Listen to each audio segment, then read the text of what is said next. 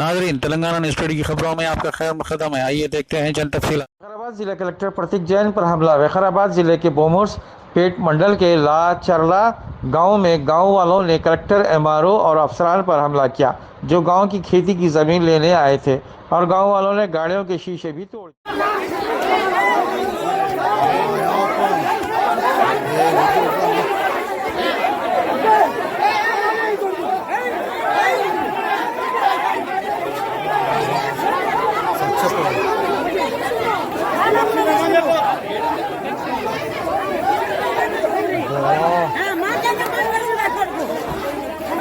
ఏందన్నా ఇది అబ్బా సచ్చవాడు